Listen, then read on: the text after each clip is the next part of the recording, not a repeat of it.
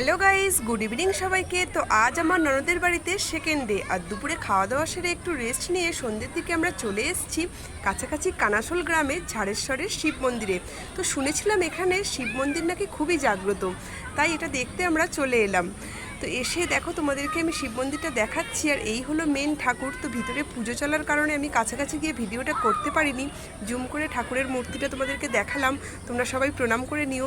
আর পাশেই ছিল হচ্ছে যে একটা ঝিল মতো, ওখানে বাচ্চা দুটো গিয়ে খেলা করছিল। তো ওরা যেহেতু সাঁতার জানে না, দাদা ওদেরকে ডেকে নিয়ে চলে এলো।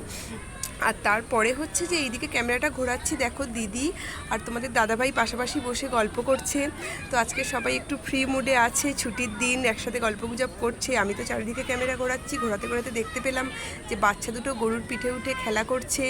আর কোথায় কি আছে টুপটুপকে টুপুর জিজ্ঞাসা করছে, ও উত্তর দিচ্ছে। তো ওদেরই আজকের খুব মজা, এখানে বেশ সুন্দর হাওয়াও ছিল। তো তারপরে দেখো তোমাদের দাদাভাই আমার ননদা নন্দাই পাশাপাশি বসে গল্প করছে। তো এসব দেখে কিন্তু আমার ভীষণ ভালো লাগলো, কারণ হচ্ছে আমাদের কিন্তু একেবারেই সামনাসামনি দেখা হয় না, মানে খুবই কম দেখা হয়, মেনলি অডিও আর ভিডিও কলেই কথা হয়। তো অনেকদিন পর সবাই একসাথে দেখা হয়েছে বলে পাশাপাশি বসে খুব সুন্দরভাবে গল্পগুজব করা যাচ্ছে। আর তারপরে হচ্ছে দেখো, এই যে আমার মেয়ে আর আমার ভাগ্নি, ওদের মধ্যে বয়সের তফাৎ মাত্র 1 বছরের। তো ওরা বোধহয় জানে না যে ওরা জীবনের সেরা সময়টা কাটাচ্ছে। তো ওদের দেখা সাক্ষাৎ তো খুব কমই হয়, তো যখন দেখা হয় ওদের আর আনন্দের সীমা থাকে না। তো বাচ্চা দুটো খেলা করছে, ওইখান থেকে জাম্পিং খেলছে, আমাকে বলছে দেখো কীভাবে জাম্প দিই। তারপরে দেখো আমার মেয়ে বায়না করে আবার হচ্ছে দিদিদের বাইকে উঠে পড়েছে। মানে ওরা ওই একটা বাইকে গাদাগাদি করে 4 জনে যাবে, আর আমরা দুজন একটা বাইকে যাব। মানে কিছুতেই আমার মেয়ে কথা শুনছে না, বলছে ওই বাইকেই যাব, বাবিয়ার বাইকে যাব না।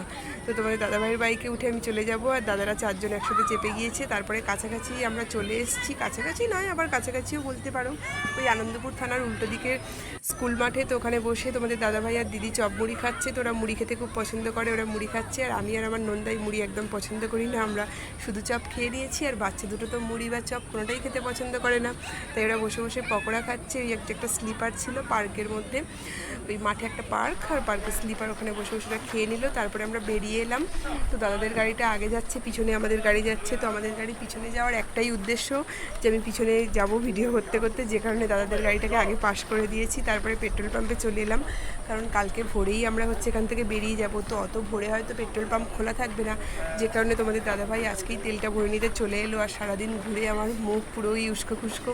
তো এখানে কি একটা গাছ দেখতে পেয়ে ওরা দাঁড়িয়ে পড়লো, বললো এটা কী গাছ কী ফুল, এই সমস্ত কথোপকথন চলছে।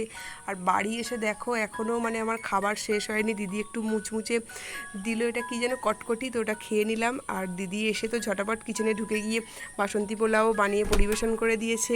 তো তোমরা বলো আমার ননদের বাড়ি আসার সেকেন্ড দিনের পার্ট 2 ব্লগ তোমাদের কেমন লাগলো। Bye, good night.